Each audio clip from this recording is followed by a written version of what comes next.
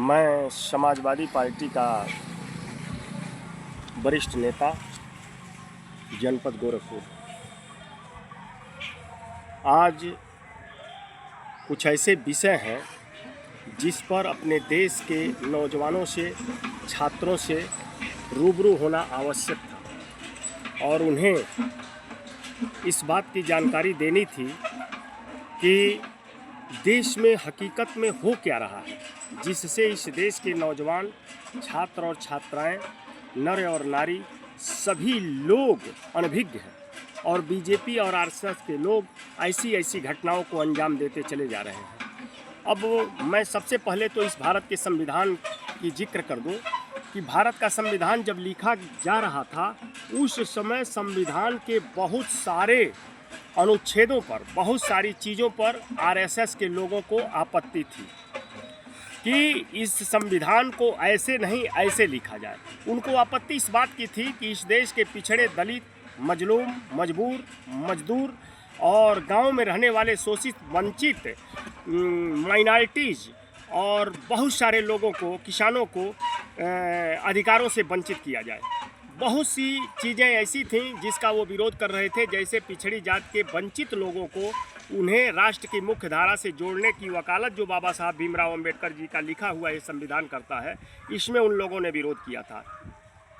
और संविधान को लागू हो जाने के बाद भी यह संविधान देश के अंदर मुश्किल से 10 से 5% काम करना शुरू किया और आज तक इस संविधान की वही हालात है।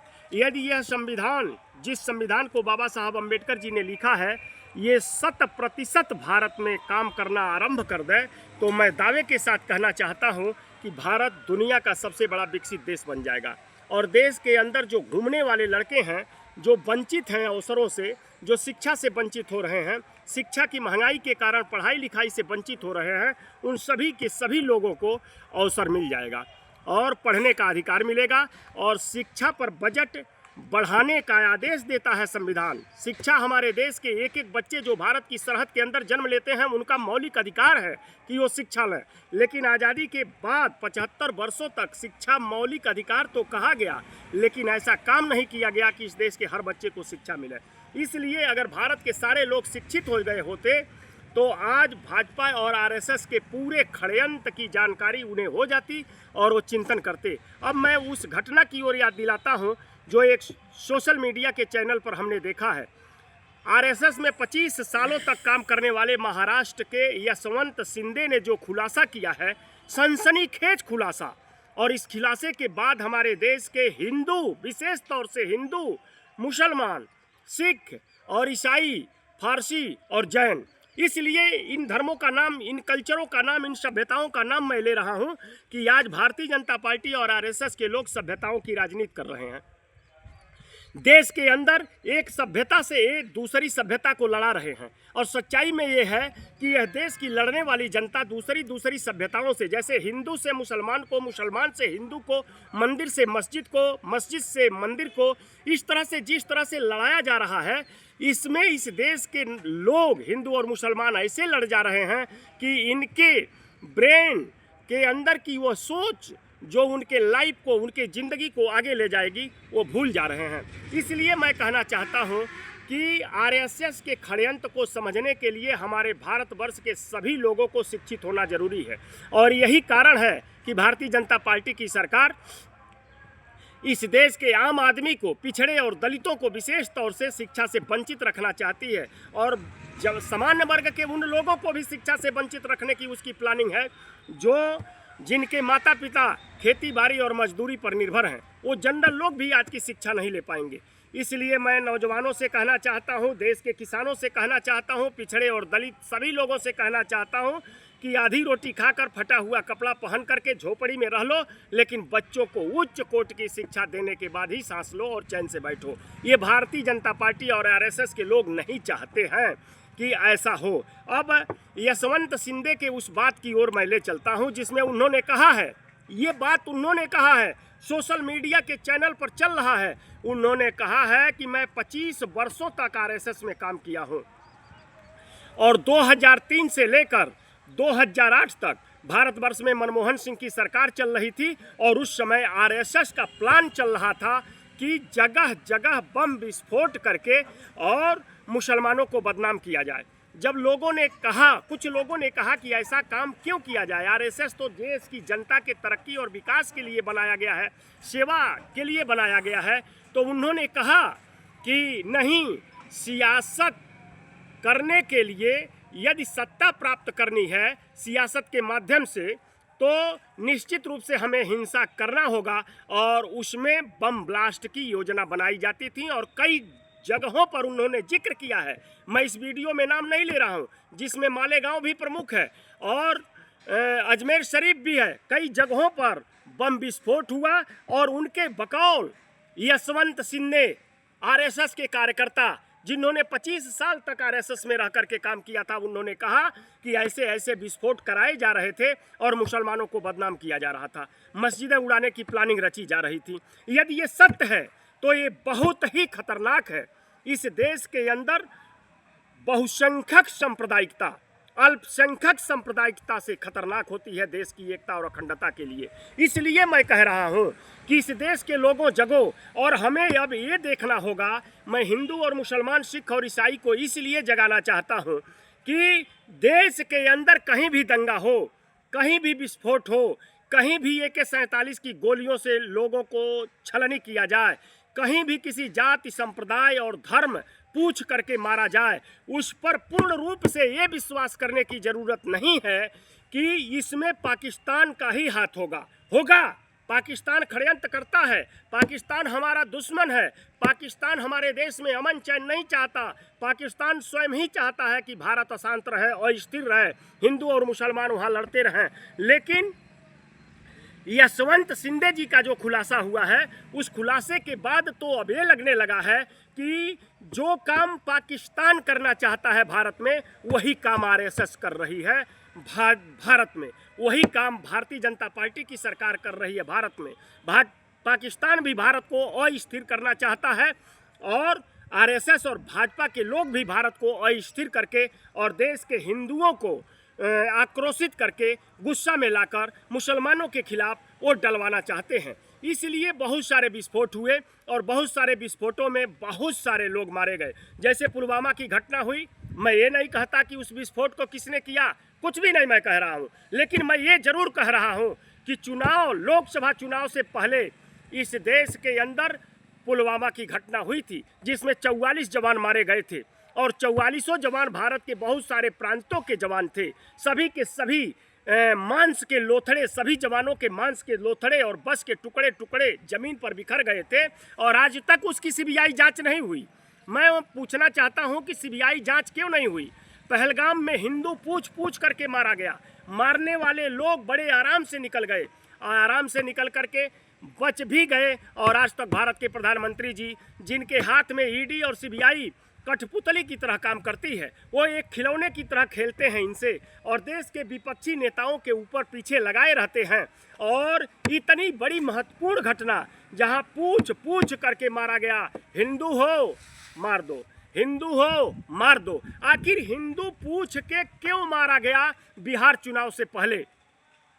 और उसी घटना के बाद देश के प्रधानमंत्री घटनास्थल पर न जाने के बजाय वो बिहार में चले गए और एक रैली में उन्होंने सिंदूर पर जिक्र कर दिया और भाषणों में कहा कि मेरे रगों में गर्म सिंदूर बह रहा है।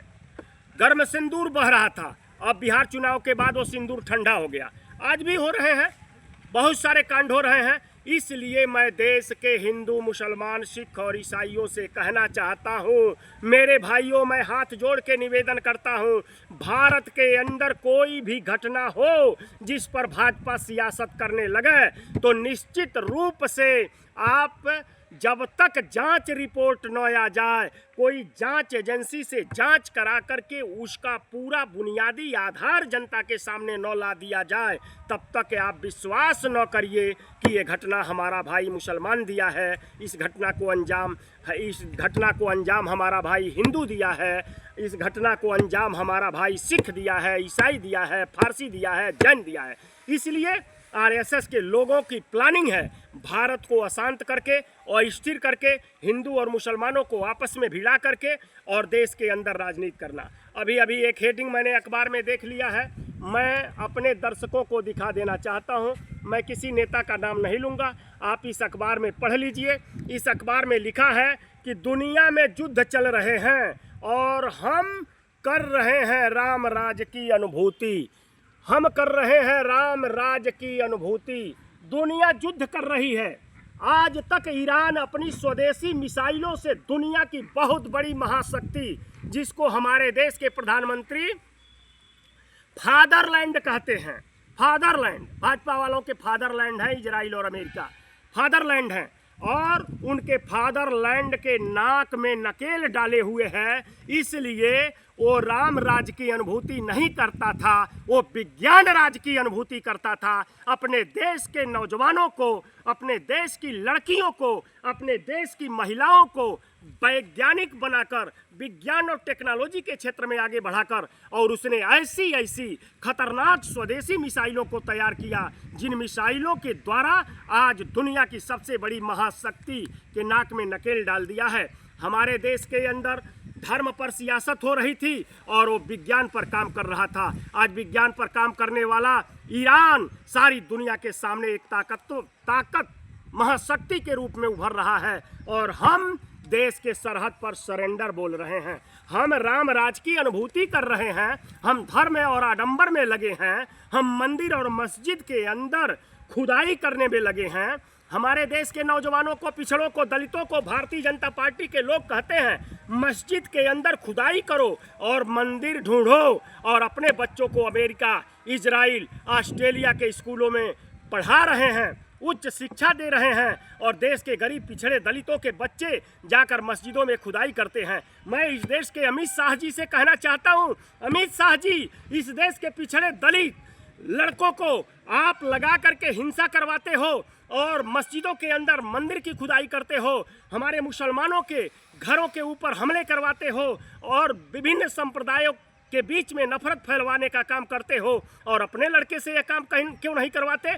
मैं ओबीसी, SC, ST माइनॉरिटी के लोगों से कह देना चाहता हूं, जब भी तुम्हें किसी मस्जिद के अंदर मंदिर ढुलवाया जाए, खुदवाया जाए, तो कह देना कि सबसे पहले अमित शाह का लड़का जय शाह कुदाल लगाएगा, उसके बाद हम लोग आएंगे। हमारे देश के गरीबों के बच्चों को सांप्रदायिक भावना के तहत उनके ब्रेन में सांप्रदायिक जहर डाला जा रहा है, और अपने बच्चों को विदेशी स्कूलों में पढ़ा रहे हैं और भारत की शिक्षा को बर्बाद कर दिए हैं। इसलिए हाथ जोड़ करके हिंदू, मुसलमान, सिख, ईसाई, फारसी, जैन सभी से निवेदन करता हूं, अगर देश के अंदर चुनाव से पहले किसी मस्जिद में विस्फोट हो, किसी मंदिर में विस्फोट हो, किसी मार्केट में विस्फोट हो, किसी ग्राउंड में विस्फोट हो, जम्मू कश्मीर में विस्फोट हो, सेना की गाड़ी उड़ाई जाए, तो एक संप्रदाय पर सीधे शक करना या एक देश को निशाना बनाना अब ठीक नहीं है। यशवंत शिंदे जो 25 वर्षों तक आरएसएस में रह करके काम किए हैं, उनसे क्या क्या करवाया गया है उसका खुलासा अब वो किए हैं, कहे हैं।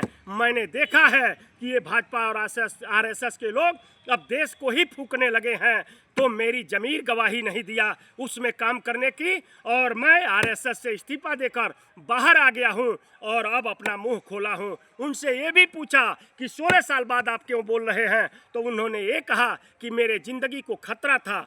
अब जिस देश के अंदर जस्टिस लोया की हत्या हो गई और आज तक सीबीआई जांच नहीं हुआ, तो उनकी क्या औकात है। इसलिए मैं सभी देशवासियों से अपील करता हूं, आंख बंद करके और ब्रेन को बंद करके आप किसी चीज पर विश्वास मत करिए।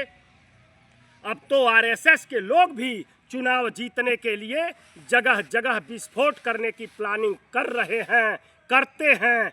बकौल यशवंत शिंदे, आरएसएस के कार्यकर्ता। इंकलाब जिंदाबाद, संविधान जिंदाबाद, समाजवादी पार्टी जिंदाबाद, अखिलेश यादव जी जिंदाबाद, बाबा साहब डॉक्टर भीमराव अंबेडकर जी अमर रहें, भारत का साफ सुथरा लोकतंत्र जिंदाबाद, इंकलाब जिंदाबाद।